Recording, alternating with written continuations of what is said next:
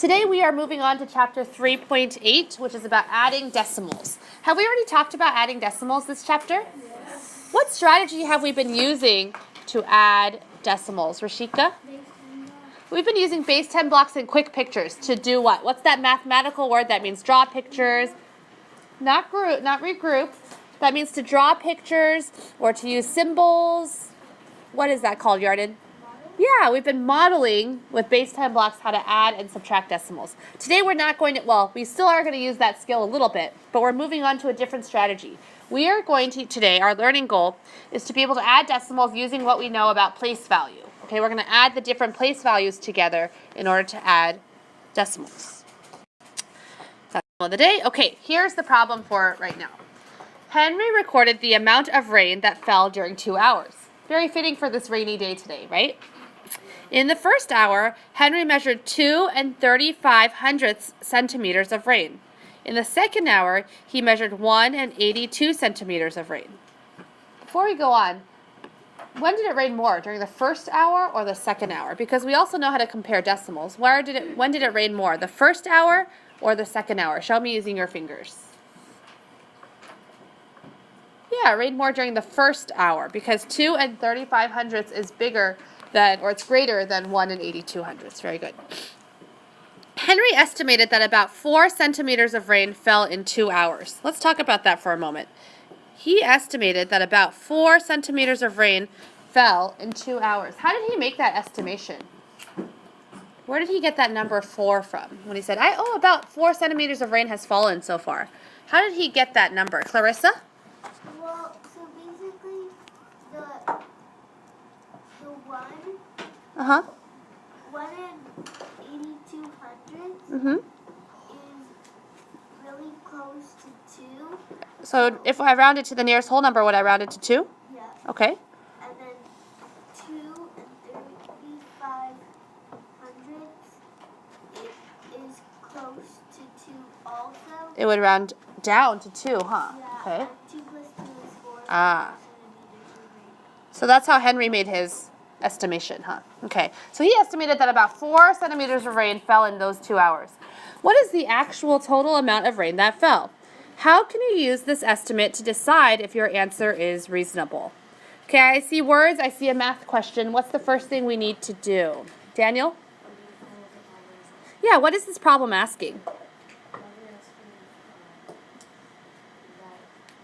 is the total amount of rain that fell, and how can you use this estimate to decide if the answer is reasonable? Okay, so there's 2 parts to this question. It's asking us to find out the exact amount of rain that fell, and also to explain how we can use that estimate, Henry's estimate of 4 centimeters, to tell if our answer is reasonable or not.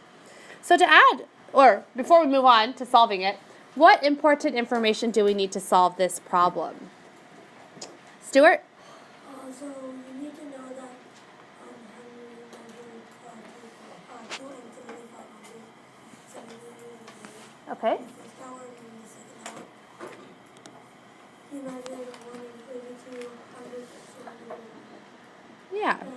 And Henry estimated 4. Very good. So we need to know that Henry measured 2 3/5 in the first hour, 1 82 of a centimeter in the second hour, and that his estimate is 4 centimeters. That's all the important information we need to solve this problem.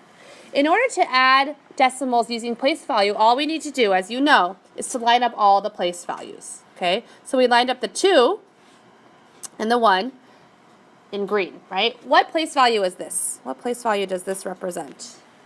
Harshita? The ones. Okay, we lined up the ones. We lined up the decimal points. We lined up these 2 numbers in yellow. What place value does that represent, Ashi?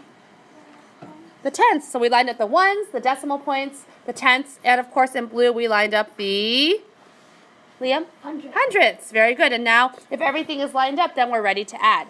Just like when we add whole numbers, we start on the very right. We start on the rightmost place value, which in this case is the hundredths. Very good. So let's add the hundredths first. 5 plus 2 is how many hundredths? 7 hundredths. Okay. If I have 3 tenths plus 8 tenths, how many tenths do I have? 11 tenths. Okay, so I'll write 11 tenths. No, wait.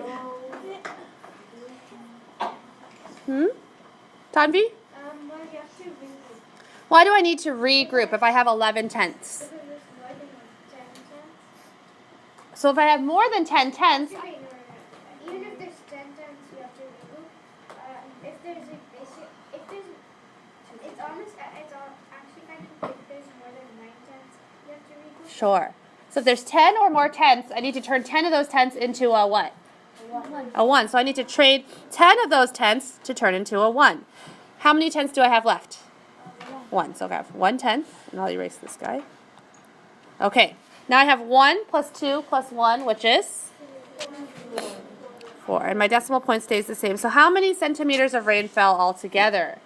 Siddharth? 4 and 1700. 4 and 1700ths. Okay, am I done answering the question? What else do I have to do? Shreya? Well, you answered the first question, what is the total amount of rain that fell? Uh-huh. The second question is how can you use this estimate to decide if your answer is reasonable? So our estimate was 4, and if you see our answer 4 and 1700 Yeah. if you round to the nearest whole, 1 cannot give a boost to Sure. One does not give a shove, huh? So is our estimate, does that tell us the zone that our answer needs to be in? Is our answer in the right zone? Yes. So is our answer reasonable? Very good.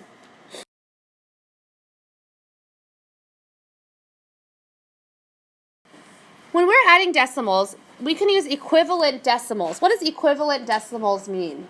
The word equivalent, that's such a mathematical big word. What does the word equivalent mean? Ariel? So an example is 1/2 is equivalent to 2/4. 1/2 is equivalent to 2/4. That's a great example. What does equivalent mean then? If 1/2 is equivalent to 2/4. Soham? It means that two numbers are equal to each other. It means they're equal. What do you mean by equal? What do you think Soham might mean by that they're equal to each other? Clarissa?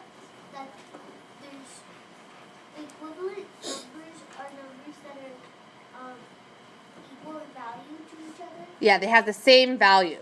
So 1/2 and 2/4, they have the same value, even though they use different numbers. What about these two numbers? 2/10 and 20/100. Do they have the same value? Yes. Okay, so we can use equivalent decimals. This is an example of equivalent decimals to help keep the numbers aligned and lined up in each place. Please add zeros to the right of the last digit as needed so that the add-ins have the same number of decimal places. Let's take a look at this problem. 20 and 4/10 plus 13 and 76/100. The first step to solving a math addition decimal problem is always to estimate. 20 and 4/10 rounds to 20 when I round to the nearest whole number, and 13 and 76/100 rounds to 14 as the nearest whole number. What's 20 plus 14? 34. So this tells us that our answer must be in the zone of 34. Okay. Now let's find the sum.